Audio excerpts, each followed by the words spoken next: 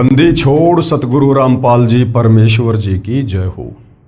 परमपिता परमात्मा सारी सृष्टि के रचनहार कुल मालिक असंख्य ब्रह्मांडों के स्वामी जगत गुरु तीनों लोकों में प्रवेश करके सबका धारण पोषण करने वाले राजाधीराज आत्माधार नाथों के नाथ देवों के देव महादेव सर्वेश्वर महेश्वर मृत्युंजय अजरो अमर आदि अनादि सनातनी प्रभु जगत पिता जगदीश्वर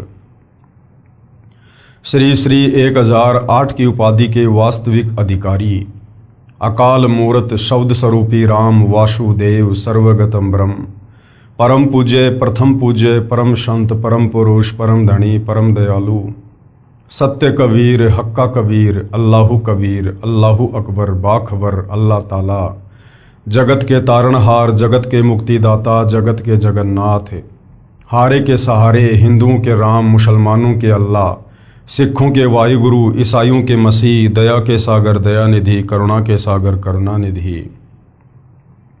स्वयंभू परिभू संकट मोचन कष्ट हरण मंगल करण दुख भंजन अविगत कबीर निर्विकार निर्विषम परमात्मा अलय अलेख सतगुरु आदि अनादि सतगुरु असली मर्यादा पुरुषोत्तम असली राम असली कृष्ण असली घनश्याम असली मुरारी राजाओं के राजा महाराजाओं के महाराजा शहंशाहों के शहंशाह सम्राटों के सम्राट भगवानों के भगवान अल्लाहों के अल्लाह प्रभुओं के प्रभु मसीहाओं के मसीह सच्चे वाहिगुरु बाबाओं के बाबा पीरों के पीर सेठों के सेठ जगत सेठ सावड़सा सेठ सर्वगुण संपन्न अनंत कोटि कलाओं के स्वामी अनंत कोटि ब्रह्मांडों के नायक योगियों में महायोगी ध्यानियों में महाध्यानी सिद्धों में परम सिद्ध ज्ञानियों में तत्व ज्ञानी ब्रह्म ज्ञानी महाज्ञानी परम ज्ञानी सर्वश्रेष्ठ ज्ञानी विज्ञानी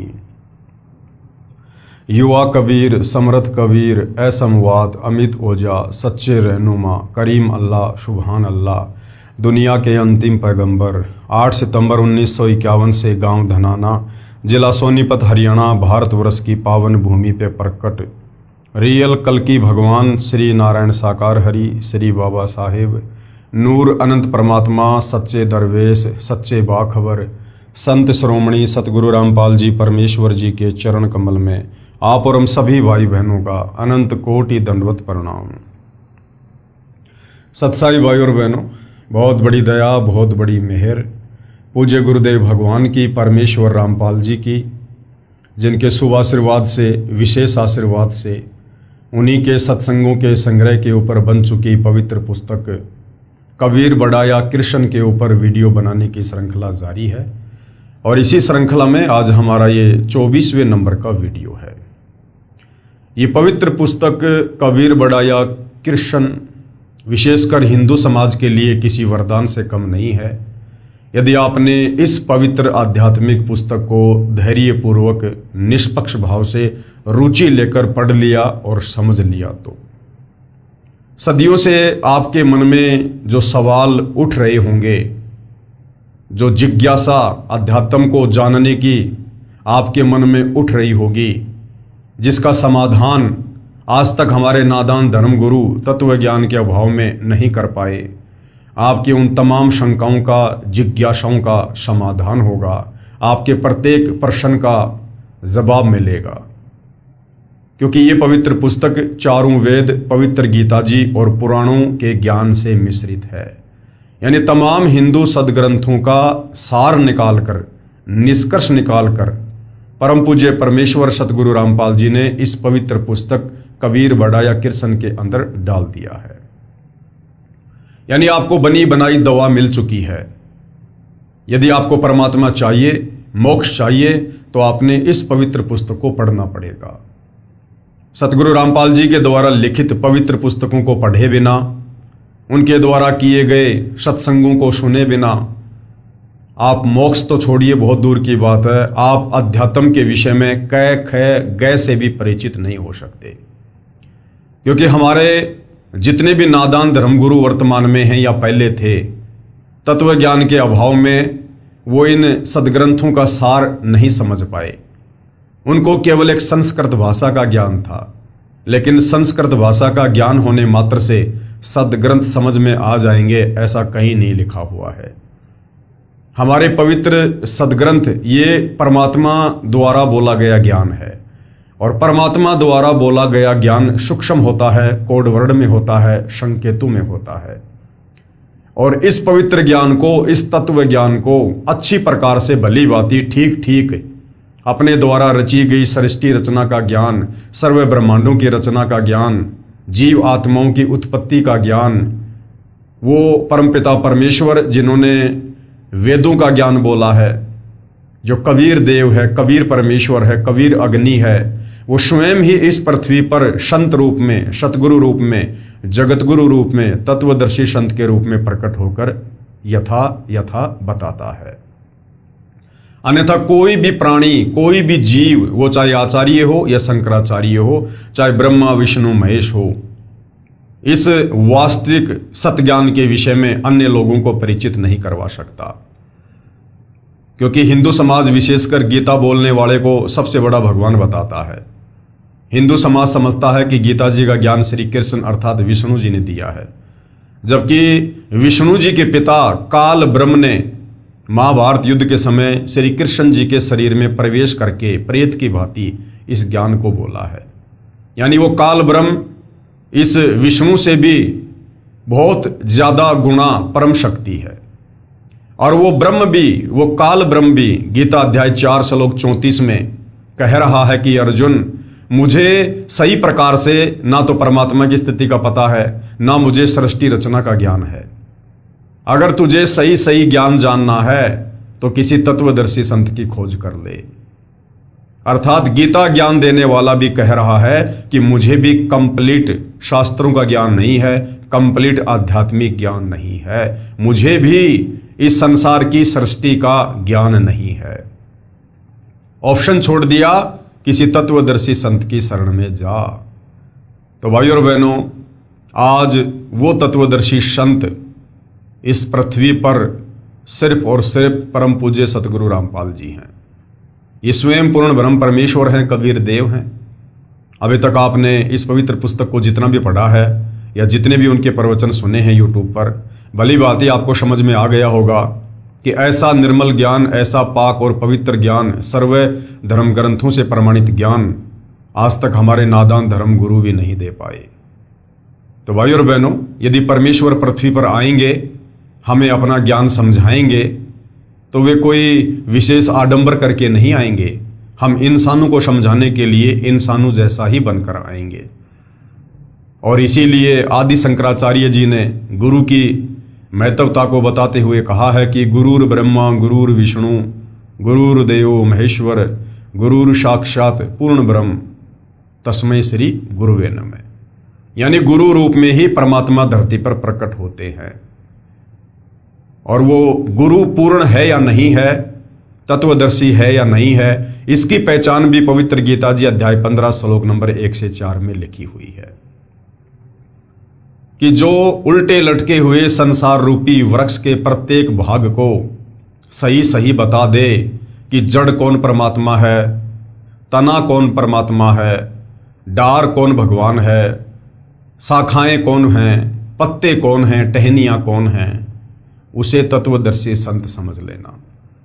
तो इस संसार रूपी उल्टे लटके हुए वृक्ष की व्याख्या को जो गीता अध्याय 15 श्लोक 1 से 4 में लिखा हुआ है, सतयुग बीत गया, त्रेता बीत गया, द्वापर बीत गया, ये कलयुग शुरू हो गया, केवल सतगुरु रामपाल जी परमेश्वर जी ने यथा यथा बताया है।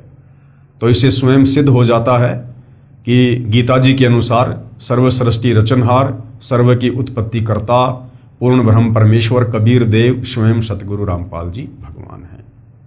तो ये पवित्र पुस्तक उन्हीं के द्वारा लिखी गई है, यानी उन्हीं के सत्संगों का संग्रह है। और ये पवित्र पुस्तक हमें अध्यात्म के विषय में बहुत कुछ समझा रही है। आज हमारा 24वें नंबर का वीडियो है और जो मुद्दा चल रहा है वो है जनता की अदालत में।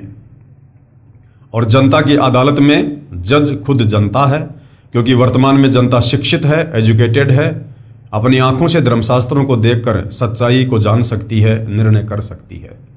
मुद्दा क्या चल रहा है? कबीर बड़ा या Krishna, who is supreme God, सर्वशक्तिमान परमात्मा कौन है।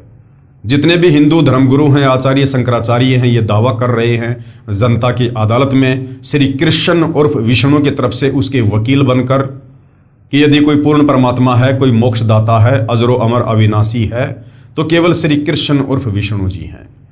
दूसरी तरफ कबीर जी के वकील सतगुरु रामपाल जी ने यह क्लियर कर दिया जनता की अदालत में सर्व हिंदू धर्म ग्रंथों को दिखा दिखाकर कि सुप्रीम गॉड कबीर है, और वो कबीर वो कभी नहीं मरता है, वो अविनाशी है, वो किसी मां के गर्भ से जन्म नहीं लेता है। और शिक्षित जनता अपनी आंखों से कि कबीर ही पूर्ण परमात्मा है, अपने ही धर्म ग्रंथों से देख देख कर अब अध्यात्म से परिचित होती जा रही है, और अध्यात्म को और अच्छे से जानने के लिए सतगुरु रामपाल जी से तरह तरह के सवाल कर रही है, और सतगुरु रामपाल जी उनके प्रत्येक सवाल का प्रमाणित जवाब दे रहे हैं। उसी कड़ी में हम आगे बढ़ेंगे। जनता ने सवाल किया था कि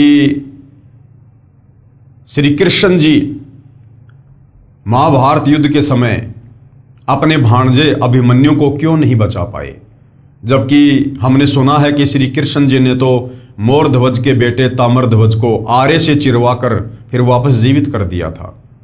फिर महाभारत युद्ध के समय जब चक्रव्यूह में अभिमन्यु मारा गया, जो श्री कृष्ण जी का सगा भांजा था, सुभद्रा रो रही थी, अपने भाई श्री कृष्ण से प्रार्थना कर रही थी। अर्जुन रो रहा था, अपने साले श्री कृष्ण जी से प्रार्थना कर रहा था कि अपने भांजे को जीवित करो, आप तो सर्वशक्तिमान हो, तीनों लोकों के स्वामी हो, त्रिलोकीनाथ हो। लेकिन श्री कृष्ण जी अपने भांजे अभिमन्यु को जीवित नहीं कर पाए। तो जब जनता ने सतगुरु रामपाल जी से इस सवाल का जवाब जानना चाहा, तो सतगुरु रामपाल जी ने बताया कि जब इस प्राणी की श्वासें समाप्त हो जाती हैं, उसके बाद ये ब्रह्मा विष्णु महेश भी उसमें प्राण नहीं डाल सकते, और जब तक इस जीव में श्वास हैं तब तक ये कितनी बार उसको मार सकते हैं, तोड़ मरोड़ सकते हैं, पुनः जीवित कर सकते हैं। जिस प्रकार एक जादूगर अपनी जादूगरी से, वो जादूगरी भी एक आध्यात्मिक सिद्धि होती है, सबके सामने एक व्यक्ति को बीच में से काट देता है, दोनों टुकड़े अलग अलग दिखाता है, और उसके बाद उस व्यक्ति को जोड़ देता है। तो श्री कृष्ण जी ने जो किया ताम्रध्वज के साथ, वो एक जादूगरी थी। लेकिन सबसे बड़ा जादूगर, जादूगरों का जादूगर, वो कबीर परमात्मा है, जो किसी भी प्राणी की यदि श्वासें शेष ना हो, उसमें अपनी तरफ से श्वासें डाल सकता है। तो जनता संतुष्ट हुई और आगे अध्यात्म को जानने का और प्रयास कर रही है, और सतगुरु रामपाल जी जनता की अदालत में जनता को और क्या कुछ बता रहे हैं। श्री कृष्ण जी का अंत महादुखमय रहा, यानी समस्त हिंदू धर्म गुरु जो श्री कृष्ण उर्फ विष्णु को पूर्ण परमात्मा की संज्ञा दे रहे हैं अपनी नादानी के चलते, तो श्री कृष्ण जी का अंत क्या हुआ, कितना दुखमय उनका अंत हुआ, कितनी दुर्गति से उनकी मृत्यु हुई। और सुप्रीम गॉड कबीर जी जब जब इस पृथ्वी पर आए हैं, तो वो अंत में यहां से किस प्रकार से प्रस्थान करके गए हैं, ये सारी बातें आज जनता की अदालत में सतगुरु रामपाल जी समझाएंगे, और जनता खुद निर्णय कर लेगी कि वास्तव में परमेश्वर कौन है। श्री कृष्ण जी का अंत महादुखमय रहा। अंत यानी उनका अंतिम समय, उनके जीवन के अंतिम क्षण कितने दुखमय रहे। श्री कृष्ण जी की आंखों के सामने उनका सारा यादव कुल, उनके बेटे पोते आदि आदि आपस में लड़ाई करके कट मरे। दुर्वासा ऋषि के श्राप के कारण 56 करोड़ यादव, जिनमें श्री कृष्ण जी के रिश्तेदार भी थे, उनके हजारों बेटे भी थे, उनकी बेटियां भी थी, उनकी रानियां भी थी, सबके सब यमुना के किनारे प्रभास क्षेत्र में आपस में कट कट के लड़ झगड़ के मर गए। और अंत में श्री कृष्ण जी का अंत भी दुखमय हुआ। तो कहने का मतलब है, जब श्री कृष्ण जी अपने स्वयं के कर्म नहीं काट सके, उनका खुद का अंत इतना दुखमय हुआ, तो भला उनकी भक्ति करने वालों का अंत सुखमय कैसे हो सकता है। श्री कृष्ण उनको बचा नहीं सका। श्री कृष्ण जी की हत्या यानी मर्डर एक शिकारी ने की, यानी श्री कृष्ण जी की अकाल मृत्यु हुई थी, उनकी स्वाभाविक मृत्यु नहीं हुई थी। क्या यही लक्षण है समर्थ भगवान के? पेश है संपूर्ण कथा जो इस प्रकार है। अब पूरी कथा सुना रहे हैं जनता की अदालत में, जनता की आंखें खोलने के लिए। दुर्वासा ऋषि ने श्री कृष्ण समेत 56 करोड़ यादवों को श्राप देकर मार डाला। एक समय दुर्वासा ऋषि द्वारिका नगरी के पास वन में आकर ठहरा, धूणा यानी अग्नि लगाकर तपस्या करने लगा। दुर्वासा ऋषि श्री कृष्ण जी के आध्यात्मिक गुरु जी थे। श्री कृष्ण के 2 गुरु थे। जो संदीपनी थे वो श्री कृष्ण जी को केवल ये अक्षर ज्ञान वाली शिक्षा दिया करते थे, यानी उनको पढ़ाया करते थे। संदीपनी श्री कृष्ण जी के आध्यात्मिक गुरु नहीं थे। और दूसरा जो दुर्वासा ऋषि थे वो श्री कृष्ण जी के आध्यात्मिक गुरु थे। ऋषि संदीपनी श्री कृष्ण जी के अक्षर ज्ञान करवाने वाले गुरु यानी शिक्षक थे। दुर्वासा जी की ख्याति यानी उनकी प्रसिद्धि चारों ओर द्वारिका नगरी में फैल गई कि ऐसे पहुंचे हुए ऋषि हैं, भूत भविष्य तथा वर्तमान की सब जानते हैं।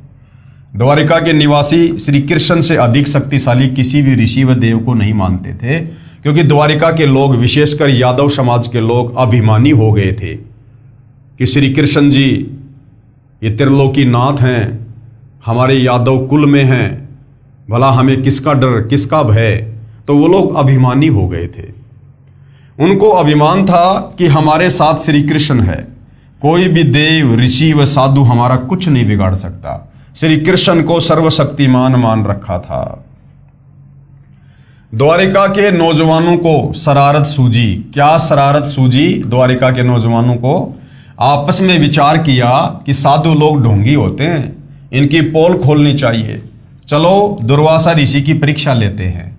श्री कृष्ण के पुत्र प्रद्युम्न ने गर्भवती स्त्री का श्वांग धारण किया, पेट के ऊपर छोटा कड़ाहा बांधा, उसके ऊपर रुई लोगड़ रखकर वस्त्र बांधकर स्त्री के कपड़े पहना दिए, उसका एक पति बना लिया। 7-8 नौजवान यादव उनके साथ दुर्वासा के डेरे में गए और प्रणाम करके निवेदन किया कि ऋषि जी, आपका बहुत नाम सुना है कि आप भूत भविष्य तथा वर्तमान की जानते हैं। ये पति पत्नी हैं, इनके विवाह के 12 वर्ष बाद परमात्मा ने संतान की आस पूरी की है। ये जानना चाहते हैं कि गर्भ में लड़का होगा या लड़की। यह जानने के लिए उतावले हो रहे हैं, कृपया बताने का कष्ट करें। अब देखो, श्री कृष्ण जी का लड़का प्रद्युम्न शादीशुदा था, उसको भी संतान थी, और उसके बावजूद भी संतों के साथ में मजाक करने पहुंच गया। तो आप भली बात ही समझ सकते हैं भाइयों और बहनों कि यादव कुल के लोग उस समय किस प्रकार से अभिमानी हो गए थे। दुर्वासा ऋषि ने ध्यान लगाकर देखा तो सब समझ में आ गया। क्रोध में भरकर बोला, बताऊं क्या होगा? सबने एक स्वर में कहा कि हाँ ऋषि जी बताओ। दुर्वासा बोला कि इस गर्भ से यादव कुल का नाश होगा। इस गर्भ से क्या होगा? इस गर्भ से यादव कुल का नाश होगा। श्राप दे दिया दुर्वासा ऋषि ने। चले जाओ यहां से। सब भाग लिए। गांव में बुद्धिमान बुजुर्गों को पता चला कि बच्चों ने ऋषि दुर्वासा के साथ मजाक कर दिया। ऋषि ने यादव कुल का नाश होने का श्राप दे दिया। जुल्म हो गया, सब मरेंगे। अब क्या उपाय किया जाए? सब मिलकर अपने गुरु तथा राजा श्री कृष्ण जी के पास गए तथा सब हाल कह सुनाया। श्री कृष्ण जी से कहा कि इस कहर से आप ही बचा सकते हो।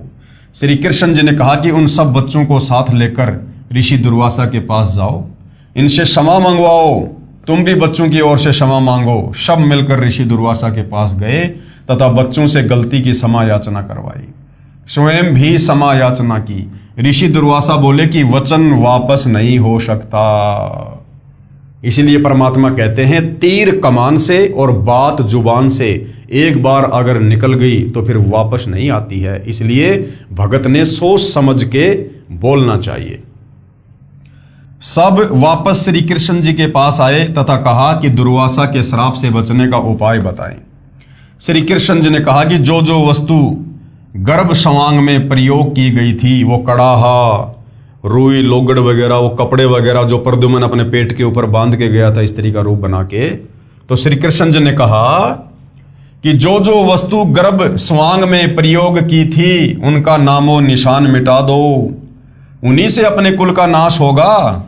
कपड़े रुई लोगड़ को जलाकर उसकी राख को प्रभास क्षेत्र में नदी में डाल दो, और जो लोहे की जो कढ़ाई है उसे पत्थर पर घिस घिसाकर चूरा बनाकर प्रभास क्षेत्र में दरिया में डाल दो, ना रहेगा बास ना बजेगी बांसुरी। अब जनता की अदालत में सतगुरु रामपाल जी जनता की आंखें खोलना चाहते हैं कि यादव कुल के लोग बड़े विश्वास के साथ जो श्री कृष्ण जी को सर्वशक्तिमान परमात्मा मान चुके थे, वो दुर्वासा ऋषि के श्राप से बचने का उपाय जानने के लिए श्री कृष्ण जी के पास गए।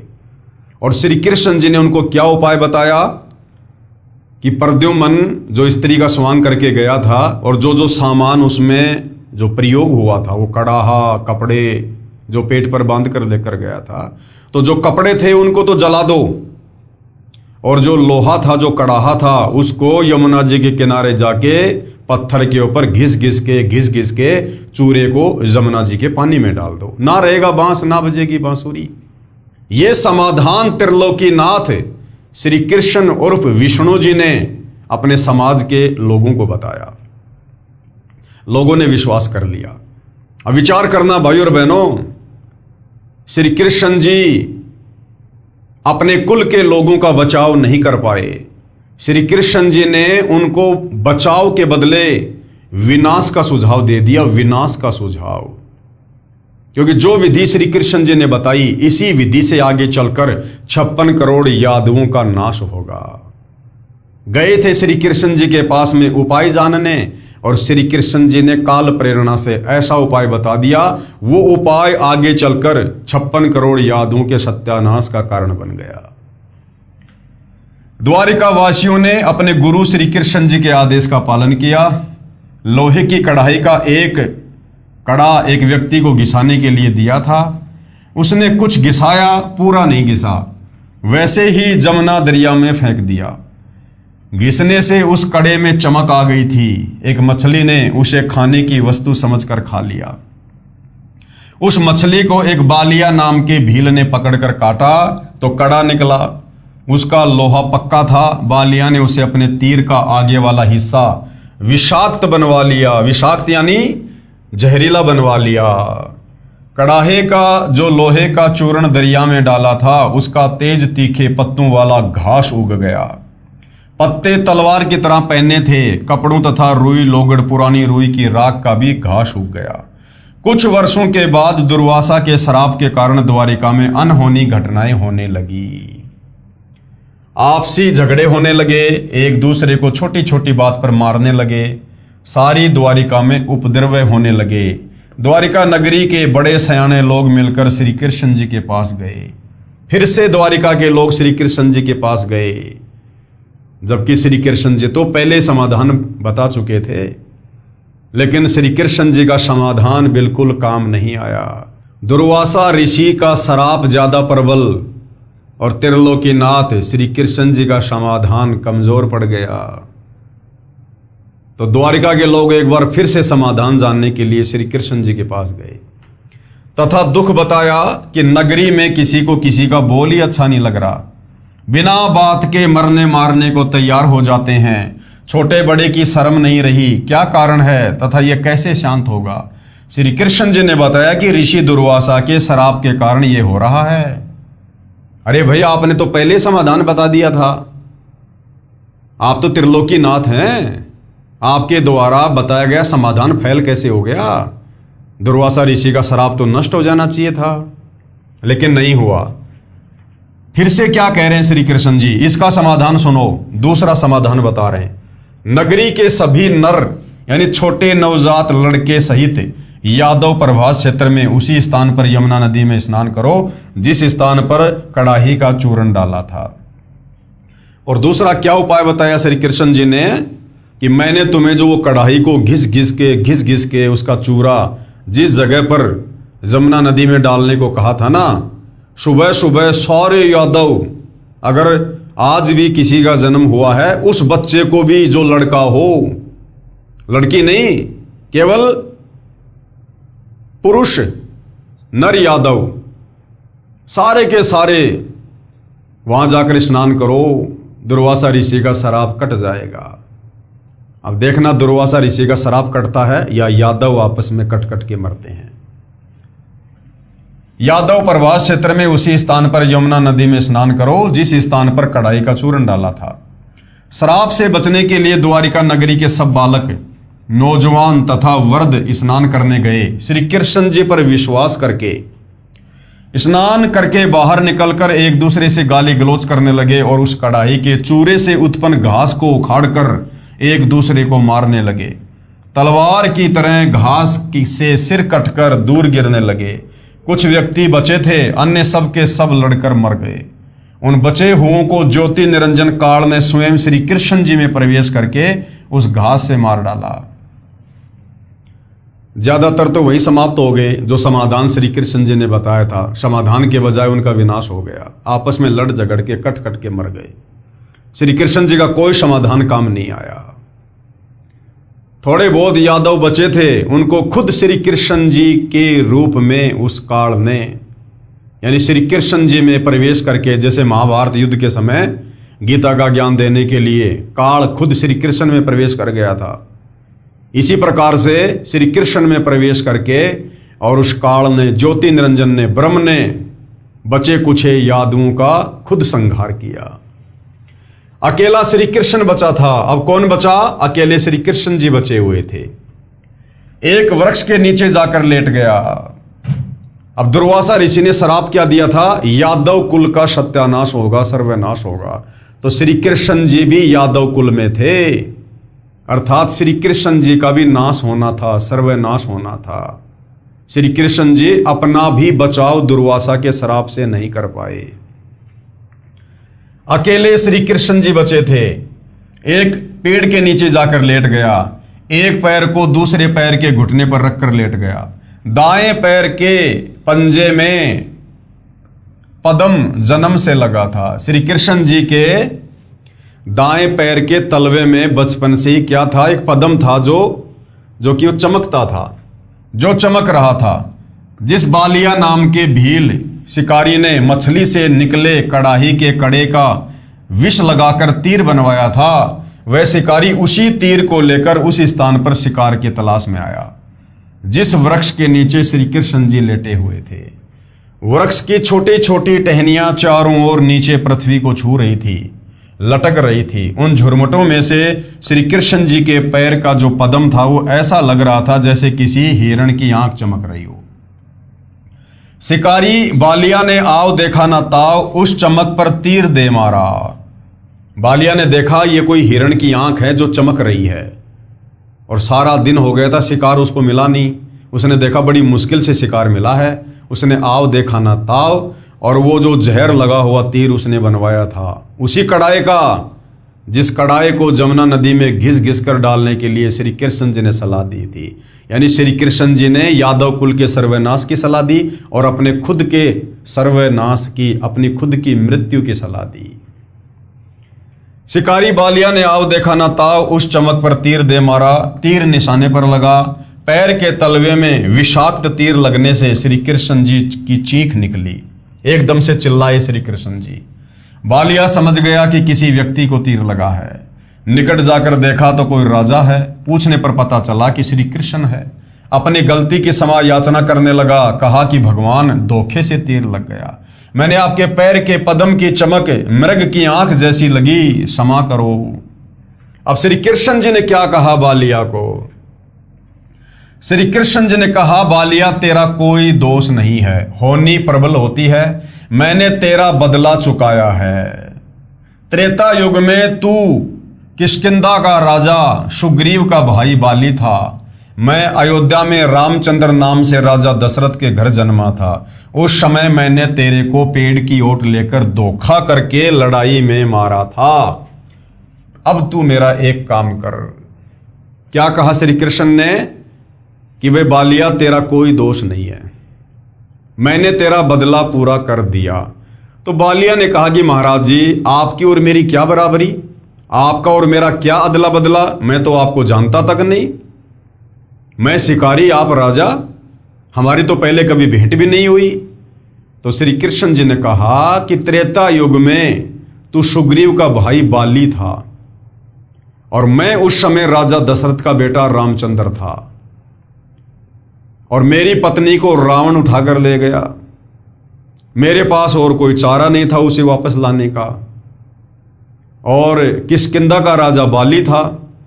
बाली ने सुग्रीव को राज्य विहीन करके अपना कब्जा किया हुआ था और सुग्रीव को राज्य से बाहर निकाल रखा था। अब सुग्रीव को अपना राज्य चाहिए था और मुझे अपनी पत्नी चाहिए थी, तो हम दोनों में एक समझौता हो गया।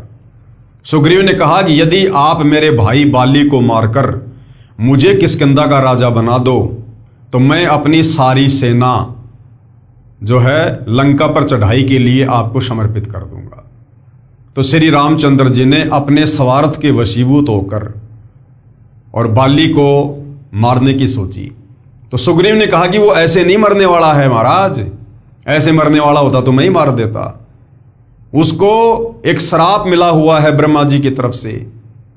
क्या श्राप है? यदि कोई बाली के आमने सामने होकर लड़ाई लड़ेगा तो सामने वाले की आदि शक्ति बाली के अंदर आ जाएगी, और बाली की खुद की शक्ति है ही, इसलिए आमने सामने की लड़ाई में आप बाली को कभी नहीं हरा पाओगे। अंत में श्री रामचंद्र जी ने धोखे का सहारा लिया और एक पेड़ की ओट लेकर और तीर से धोखे से बाली का वध किया। जब बाली को तीर लगा, बाली जमीन पर गिरा, तो बाली ने कहा कि आप कौन हो? मैं तो आपको जानता भी नहीं। हम दोनों भाइयों की आपस की लड़ाई थी, आप बीच में क्यों आए? मुझे धोखे से क्यों मारा? इसका बदला मुझे कब दोगे? तो श्री रामचंद्र जी ने कहा कि मैं इसका बदला आपको द्वापर युग में दूंगा। उस समय मैं अपना बदला चुकाने के लिए श्री कृष्ण रूप में आऊंगा और आप उस समय एक बालिया नाम के शिकारी होंगे, और उस समय आप भी मुझे इसी प्रकार धोखे से तीर मारकर अपना बदला पूरा करेंगे। तो बालिया सारी बात समझ गया। अब समझना भाई और बहनों, आप और हमने है, हम हिंदुओं ने है। हम श्री कृष्ण उर्फ विष्णु को पूर्ण परमात्मा मानकर पूज रहे थे। बहुत सारे नादान तो आज भी पूज रहे हैं। अब खुद विचार करो। पहली बात तो श्री विष्णु जी को, जिसको आप पूर्ण परमात्मा कहते हो, उसको नारद ने श्राप दिया, और नारद का श्राप भोगने के लिए त्रेता युग में रामचंद्र रूप में धरती पर आए। अगर विष्णु जी इतने सर्वशक्तिमान होते, पूर्ण परमात्मा होते, तो पूर्ण परमात्मा के ऊपर किसी का श्राप काम नहीं करता है। लेकिन नारद जो श्री विष्णु जी का भतीजा था, अपने भतीजे के श्राप को नहीं काट पाया श्री विष्णु, और वो श्राप भोगने के लिए धरती पर आना पड़ा त्रेता युग में रामचंद्र रूप में। चलो आ गए, श्राप को भोगने के लिए जंगल में चले गए, वनवास हो गया, और वहां पर सीता जी को रावण उठा ले गया। अब सुग्रीव की मदद लेने के लिए श्री राम ने धोखे से बाली को मार दिया। बाली ने कहा कि इसका बदला कब दोगे? बोला द्वापर युग में दूंगा। तो त्रेता युग में श्री रामचंद्र जी ने धोखे से जो बाली को मारा, उनका एक वो कर्म बन गया, और अपना वो कर्म भोगने के लिए श्री विष्णु उर्फ रामचंद्र ने खुद द्वापर युग में आना पड़ा बदला देने के लिए।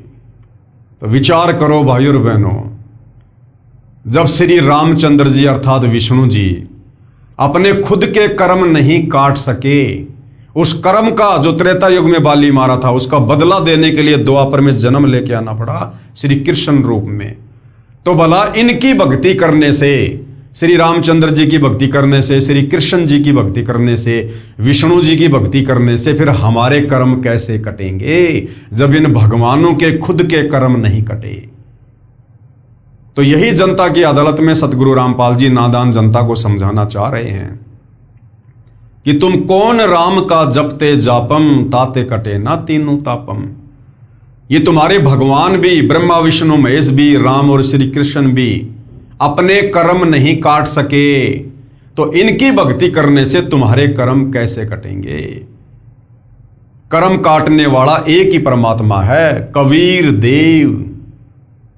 कैसे भी कर्म हो, यदि हम जब वह कबीर परमात्मा धरती पर तत्वदर्शी संत रूप में आता है, यदि उस समय हम उनकी शरण में आ जाएं, उनके बताए अनुसार सत भक्ति करें, मर्यादा में रहें, तो चाहे कैसे भी कर्म हमने पूर्व जन्मों में क्यों ना किए हों, कितने ही संचित कर्म क्यों ना हो, पहाड़ जैसा ढेर क्यों ना लग रहा हो, वो परमेश्वर अपने सच्चे नाम से, अपने आशीर्वाद से उन सबको जलाकर राख कर देता है। तो जनता की अदालत में सतगुरु रामपाल जी जनता की आंखें खोलने के लिए ये कथा सुना रहे हैं कि आज से पहले तुमने केवल कथा सुनी है, इन नादान धर्म गुरुओं ने इन कथाओं का तुम्हें निष्कर्ष नहीं बताया। तो बालिया ने अपना बदला पूरा किया। उसके बाद श्री कृष्ण जी ने कहा कि अब तू मेरा एक काम कर, द्वारिका में जाकर बता दे कि सब यादव दुर्वासा के श्रापवश आपस में लड़कर मर गए हैं। कुछ समय उपरांत द्वारिका की स्त्रियों की भीड़ लग गई, हाहाकार मच गया। पांडव श्री कृष्ण के रिश्तेदार थे, वे भी आ गए। श्री कृष्ण ने अर्जुन से कहा कि आप सर्व गोपियों यानी यादवों की स्त्रियों को अपने पास ले जाना, या कोई नर यादव नहीं बचा है। अंतिम नर यादव श्री कृष्ण जी थे, उनका भी जहरीला तीर लगने से अंत हुआ। तो अपने रिश्तेदारों को, पांडवों को श्री कृष्ण जी ने कहा कि आप इन तमाम स्त्रियों को दिल्ली ले जाओ, वरना यहां पर ये जंगली लोग इनको परेशान करेंगे, दुखी करेंगे। या कोई नर यादव नहीं बचा है, आसपास के भील इनकी इज्जत खराब करेंगे। और पांडवों से कहा कि तुम अपना राज्य अपने पुत्र को देकर हिमालय में जाकर घोर तप करो और अपने युद्ध में किए पापों का नाश करो। अर्जुन ने पूछा, भगवान एक प्रश्न आज मैं आपसे करूंगा, आप सही उत्तर देना। आप अंतिम श्वास गिन रहे हो, झूठ मत बोलना। श्री कृष्ण जी ने कहा कि प्रश्न कर। अर्जुन बोला, आपने गीता का ज्ञान कुरुक्षेत्र के मैदान में महाभारत युद्ध से पहले सुनाया था। उसमें कहा था कि अर्जुन तू युद्ध कर ले, तुम्हें कोई पाप नहीं लगेंगे, तू निमित्त मात्र बन जा, सब सैनिक मैंने मार रखे हैं, तू युद्ध नहीं करेगा तो भी मैं इन्हें मार दूंगा। जब युधिष्ठिर को भयंकर शोपन आने लगे, आपसे कारण जाना तो आपने बताया था कि युद्ध में किए बंधुघात के पाप के परिणाम स्वरूप कष्ट आया। समाधान यज्ञ करना बताया। उस समय मैं आपसे विवाद नहीं कर सका क्योंकि भाई की जिंदगी का सवाल था। आज फिर आपने वही जख्म हरा कर दिया। इतनी झूठ बोलकर हमारा नाश किस लिए करवाया? कि आप महाभारत युद्ध के समय तो कह रहे थे कि अर्जुन तू लड़ाई कर, युद्ध कर, तुझे कोई पाप नहीं लगेगा, मर गया तो स्वर्ग में सुख भोगेगा, जीत गया तो धरती का सुख भोगेगा। और अब आप कह रहे हो कि तुम पांचों पांडव हिमालय में जाकर राज्य को छोड़कर तप करके मर जाओ। तो भगवान फिर आपने गीता जी का ज्ञान देते समय झूठ क्यों बोला कि तुझे पाप नहीं लगेगा? अब कह रहे हो कि तुम्हें पाप लग गया। तो भाइयों और बहनों, क्योंकि अर्जुन भी यही समझ रहा था कि गीता जी का ज्ञान श्री कृष्ण दे रहा है, जबकि उस समय श्री कृष्ण नहीं था, श्री कृष्ण जी में काल प्रवेश था। अर्जुन ने कहा, कौन से जन्म का बदला लिया है? श्री कृष्ण जी ने कहा, अर्जुन तुम मेरे अजीज हो, यानी तुम मेरे प्रिय हो। होनहार बलवान होती है। गीता में क्या कहा उसका मुझे कोई ज्ञान नहीं, आप मेरी आज्ञा का पालन करो। यह कहकर श्री कृष्ण जी मर गए। पांचों पांडवों व साथ गए नौकरों ने मिलकर सब यादवों का अंतिम संस्कार किया। कुछ के शव दरिया में प्रवाह कर दिए। श्री कृष्ण ने कहा था कि मेरे शरीर को जलाकर बची हुई अस्थियां व राख को एक लकड़ी के संदूक यानी बॉक्स में डालकर दरिया में बहा देना। पांडवों ने वैसा ही किया। वो संदूक समुद्र में चला गया, फिर उड़ीसा प्रांत के अंदर जगन्नाथपुरी के पास बहता हुआ चला गया। उड़ीसा के राजा इंद्रदमन को शौपन में श्री कृष्ण ने दर्शन देकर कहा कि एक संदूक समुद्र में इस स्थान पर है, उसमें मेरे शरीर की अस्थियां तथा राख हैं, उसको निकालकर उसी किनारे पर उन अस्थियों हड्डियों को जमीन में दबाकर उस पर एक सुंदर मंदिर बनवा दे। ऐसा किया गया, जो जगन्नाथ नाम से मंदिर प्रसिद्ध है। सब यादवों का अंतिम संस्कार करके 4 पांडव पहले ही चले गए। अर्जुन को गोपियों को लेकर आने को छोड़ गए। अर्जुन के पास वही गांडीव धनुष था जिससे लड़ाई करके महाभारत में जीत प्राप्त की थी। अर्जुन द्वारिका की सर्व स्त्रियों को बैलगाड़ियों में बैठाकर इंद्रप्रस्थ यानी दिल्ली के लिए चल पड़ा। रास्ते में भीलों ने अर्जुन को घेर लिया।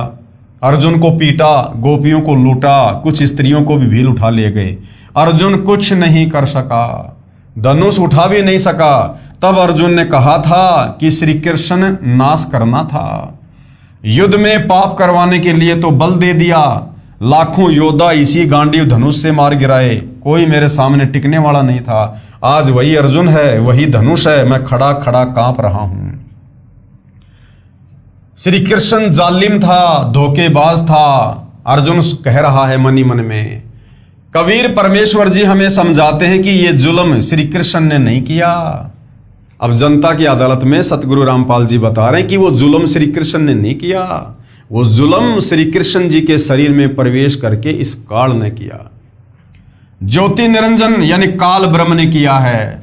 श्री कृष्ण का जीवन देख लो। श्री कृष्ण अपने कुल को मथुरा से लेकर जान बचाकर द्वारिका आया। द्वारिका में उनकी आंखों के सामने सब यादव कुल नष्ट हो गया। श्री कृष्ण का बेटा मर गया, पोता मर गया। श्री कृष्ण के 10,000 पुत्र थे, सब मारे गए। रावण की तरह सर्व कुल नष्ट हो गया, स्वयं बेमौत मरा। उसके कुल की स्त्रियों की दुर्गति भिलौने की, जबरदस्ती उठा ले गए, उनकी इज्जत खराब की, नरक का जीवन जीने के लिए मजबूर हुई। उसी श्री कृष्ण की पूजा करके जो सुख शांति की आशा करता है, उसमें कितनी बुद्धि है, इस घटना से पता चलता है। दुर्वासा ऋषि के श्राप के कारण श्री कृष्ण जी का पूरा यादव कुल समाज नष्ट हो गया। उनके 10,000 बेटे आपस में लड़ झगड़ के कट कट के मर गए। उनकी स्त्रियां मर गई श्राप के कारण। श्री कृष्ण की वो खूब पूजा किया करते थे, अपना भगवान कहा करते थे। श्री कृष्ण से ऊपर किसी को नहीं माना करते थे। और उसी श्री कृष्ण जी की सलाह ने पूरे यादव कुल का 56 करोड़ यादवों का सत्यानाश करवा दिया। तो भाई वर्तमान में जो श्री कृष्ण जी के पुजारी हैं, श्री रामचंद्र जी के पुजारी हैं, ब्रह्मा विष्णु महेश के पुजारी हैं, जो इनको पूर्ण परमात्मा मानकर शास्त्र विरुद्ध साधना कर रहे हैं, भाई आपका क्या ठिकाना होगा? लक 84 योनि तैयार हैं। सारांश दे रहे हैं, श्री कृष्ण दुर्वासा के श्राप से स्वयं तथा अपने कुल की रक्षा नहीं कर सका, तो क्या आपकी यानी श्री कृष्ण की भक्ति करने वालों की रक्षा करेगा? कभी नहीं। श्री कृष्ण ने श्राप से बचाव का उपाय बताया कि कढ़ाई को घिसकर चूरा बनाकर दरिया में डाल दो। क्या श्री कृष्ण जी को नहीं पता था कि वो कढ़ाई का चूरा, वो कढ़ाई का एक वो हत्था तेरे भी विनाश का कारण बनेगा? अर्थात श्री कृष्ण जी तो अंतर्यामी भी नहीं थे। अंतर्यामी भी अगर अंतर्यामी होते, भूत भविष्य की जानने वाले होते, तो कभी भी ये सलाह नहीं देते। अंतर्यामी होते तो देख लेते कि ये जो कढ़ाई है इसको घिसेंगे, पूरी नहीं घिसी जाएगी, उसका जो पकड़ने का हत्था है उसको दरिया में डाल दिया जाएगा, फिर उसको एक मछली निकल जाएगी, मछली को एक शिकारी पकड़ लेगा, फिर वो मछली को चीरेगा, उसमें से वो लोहा निकलेगा, उसका जहर बुझा हुआ तीर बनवाएगा और फिर वही तीर मेरे पैर में मारेगा। तो श्री कृष्ण जी तो अंतर्यामी भी नहीं थे।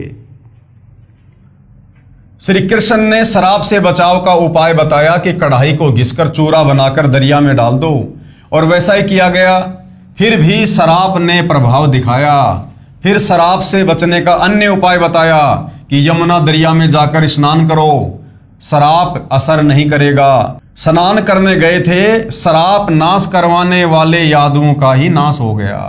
श्राप का कष्ट 3 ताप के कारण आता है। संत गरीबदास जी ने कहा है, गरीब तुम कौन राम का जपते जापम, ताते कटे ना तीनों तापम। राम यानी भगवान परमात्मा, कि तुम किस भगवान का नाम जाप करते हो, तुम किसकी भक्ति साधना करते हो, जिसकी भक्ति साधना करते करते तुम्हारे 3 तापों के कष्ट भी नष्ट नहीं हो रहे। तो ये जो सर्व यादवों का जो नाश हुआ दुर्वासा के श्राप के कारण, ये 3 ताप में से एक ताप में आता है। और श्री कृष्ण जी उस एक ताप से भी अपने कुल को नहीं बचा पाए। तो वर्तमान वाले श्री कृष्ण जी के पुजारी तो उनके लगते क्या हैं जब वो अपने पुत्रों तक को नहीं बचा पाए। अर्थात तुम किस भगवान का जाप करते हो, भक्ति करते हो, जिससे तुम्हारे 3 ताप भी समाप्त नहीं होते। गरीब सतगुरु जो चावे सो करही, 14 कोटि दूत यम डरही, ओत भूत जम त्रास निवारे, चित्रगुप्त के कागज फाड़े। और कबीर परमात्मा क्या कर सकते हैं? कबीर परमेश्वर वो कर सकते हैं जो सृष्टि में कोई नहीं कर सकता। सर्व के दुख निवारण कर सकते हैं। कितना भी भयंकर किसी भी जन्म में किसी को किसी देव का या ऋषि का श्राप लगा हुआ हो, उसको भी कबीर परमेश्वर जब सतगुरु रूप में धरती पर आते हैं और यदि कोई उनकी शरण में आ जाता है तो उस ताप को भी वो बेअसर कर देते हैं, नष्ट कर देते हैं। सतगुरु जो चावे सो करही, 14 कोटि दूत यम डरही। ऊत भूत जम त्रास निवारे, चित्रगुप्त के कागज फाड़े। गरीब जम जोरा जासे डरे और मिटे कर्म के लेख, सतगुरु पुरुष कबीर है कुल के सतगुरु एक। गरीब सब पदवी के मूल हैं, शकल सिद्धि हैं तीर। दास गरीब सत्य पुरुष भजो, अविगत कला कबीर। अर्थात सतगुरु कबीर जी पूर्ण परमात्मा हैं। वे 3 ताप तो क्या सर्व पापों का नाश कर देते हैं। जो चाहे सो कर सकते हैं, पाप कर्मों के लेख मिटा देते हैं। उनसे 14 करोड़ जो यम के दूत हैं वे भी भय मानते हैं यानी डरते हैं। जम यानी यमराज और जोरा यानी मृत्यु जिससे डरते हैं वे सतगुरु कबीर जी हैं। कुल के यानी सबके, पूरी सृष्टि के एकमात्र सतगुरु यानी यथार्थ आध्यात्मिक ज्ञान देने वाले हैं। सत्य पुरुष यानी अविनाशी परमात्मा समर्थ हैं। सब पदवियों के योग्य वही हैं। जैसे परमात्मा पदवी, बंदी छोड़ की पदवी, कवि की पदवी, सृजनहार की पदवी, पालनहार की पदवी आदि आदि सब पदवी के मूल हैं। सब सिद्धियां उन्हीं के पास हैं। उस सत्य पुरुष यानी कबीर परमात्मा के अवतार कबीर जी हैं। उस सत्य पुरुष के अवतार कबीर जी हैं, यानी उस सत्य पुरुष स्वयं ही अवतार रूप में धरती पर प्रकट होते हैं। उस सत्य पुरुष की भक्ति करो। गरीब हम सुल्तानी नानक तारे, दादू को उपदेश दिया और जाति जुलाहा भेद न पाया, काशी माए कबीर हुआ। अर्थात संत गरीबदास जी ने स्पष्ट किया है कि कबीर कौन है।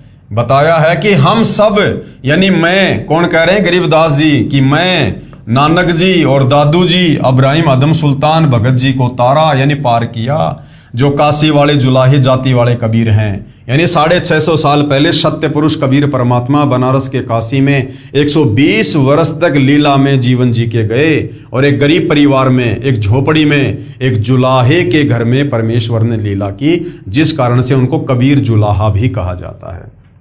उनका भेद किसी को नहीं मिला, यानी उनको पहचान नहीं सके कि ये समर्थ सृजनहार हैं। संत गरीबदास जी ने निष्कर्ष निकाला है कि गरीब दुर्वासा कोपे तहां, यानी दुर्वासा जब क्रोधित हुआ, श्राप दे दिया उसने क्रोध में अंधा होके।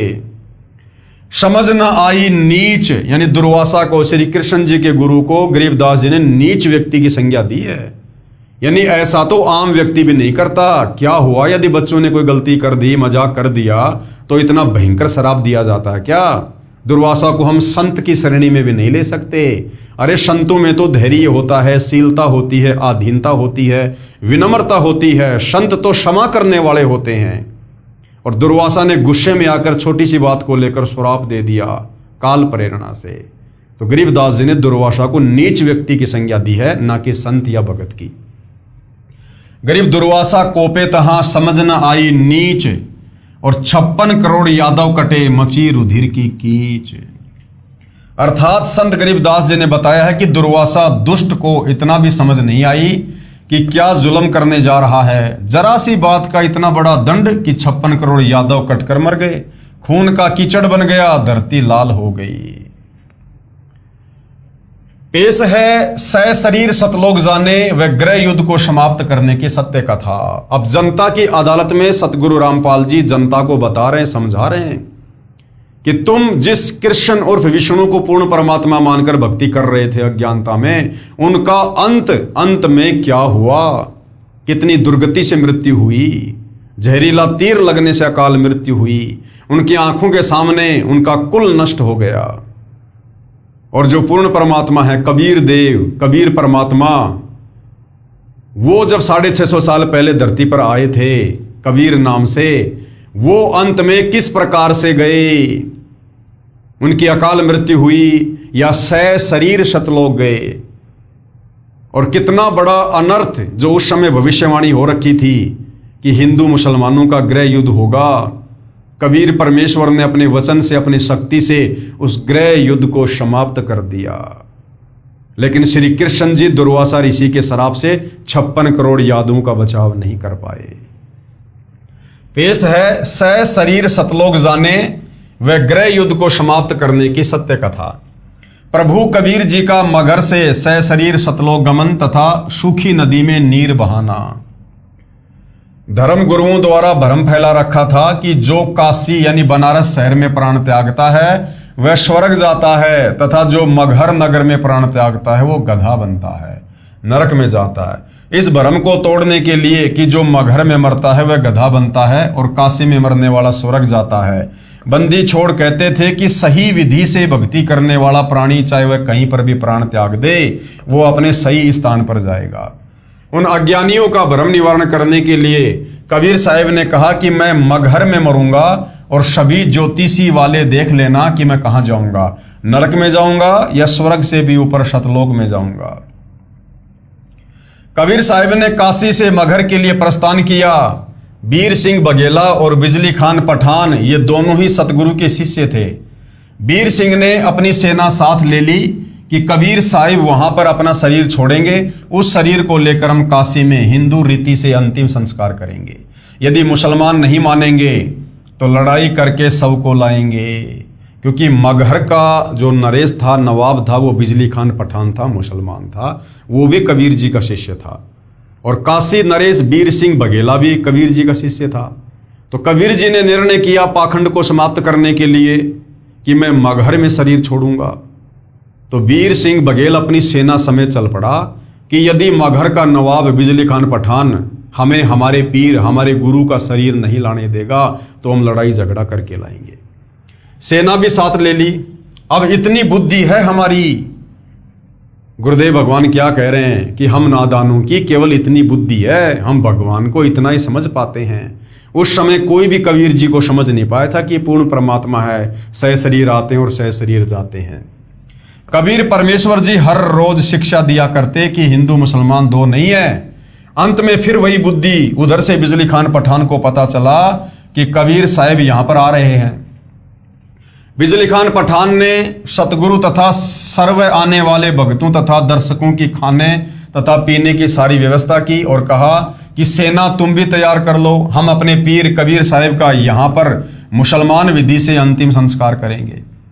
कबीर साहब के मगर पहुंचने के बाद बिजली खान ने कहा कि महाराज जी स्नान करो। कबीर साहब ने कहा कि मैं बहते पानी में स्नान करूंगा। बिजली खान ने कहा कि सतगुरुदेव यहाँ पर साथ में एक आमी नदी है, वो भगवान शिव के शराब से सूखी पड़ी है, उसमें पानी नहीं है। जैसी व्यवस्था दास से हो पाई है पानी का प्रबंध करवाया है, आपके स्नान के लिए प्रबंध किया है, लेकिन संगत बहुत आ गई, इनके नहाने की तो बात बन नहीं पाएगी। पीने का पानी पर्याप्त मात्रा में बाहर से मंगवा रखा है। कबीर साहब ने कहा कि वह नदी देखे कहाँ है। उस नदी पर जाकर कबीर साहब ने हाथ से ऐसे इशारा किया जैसे ट्रैफिक पुलिस का सिपाही रुकी हुई गाड़ियों को जाने का संकेत करता है। वह आमी नदी पानी से पूरी भरकर चल पड़ी। बोलो सतगुरुदेव भगवान की जय हो। ये आमी नदी वहां पर अभी भी विद्वान है। सबने परमेश्वर कबीर जी की जय जयकार की। कबीर साहब ने कहा कि एक चादर नीचे बिछाओ, एक मैं ऊपर ओढ़ूंगा, क्योंकि वे जानी जान तो थे। कहने लगे कि ये सेना कैसे ला रखी है तुमने। अब बिजली खान पठान और वीर सिंह बघेला आमने सामने खड़े हैं। उन्होंने तो मुंह लटका लिया और बोले नहीं। वे दूसरे हिंदू और मुसलमान बिना नाम वाले बोले, जी हम आपका अंतिम संस्कार अपनी विधि से करेंगे। दूसरे कहते हैं कि हम अपनी विधि से करेंगे, और चढ़ा ली बाहें, उठा लिए हथियार तथा कहने लगे कि आ जाओ। कबीर साहब ने कहा कि नादानो, क्या मैंने यही शिक्षा दी 120 वर्ष तक? इस मिट्टी का तुम क्या करोगे? चाहे फूक दो या गाड़ दो, इससे क्या मिलेगा? तुमने क्या शिक्षा ली मेरे से? सुन लो, यदि झगड़ा कर लिया तो मेरे से बुरा कोई नहीं होगा। वे जानते थे कि ये कबीर साहब परम शक्ति युक्त हैं, यदि कुछ कह दिया तो बात बिगड़ जाएगी। शांत हो गए, पर मन में यही था कि शरीर छोड़ने दो, हमने तो वही करना है। वे तो जानी जान थे। कौन? कबीर परमात्मा। उस दिन गृह युद्ध शुरू हो जाता। सत्यानाश हो जाता, क्योंकि भविष्यवाणियां पहले ही हो चुकी थी कि ऐसे ऐसे उस समय भारत में हिंदू मुसलमानों का गृह युद्ध होगा, करोड़ों लोग मारे जाएंगे। यदि साहिब अपनी कृपया नहीं बख्शते, कबीर साहिब ने कहा कि एक काम कर लेना, तुम मेरे शरीर को आधा आधा काट लेना, परंतु लड़ना मत, ये मेरा अंतिम आदेश सुन लो और मानो, इसमें जो वस्तु मिले उसको आधा आधा कर लेना।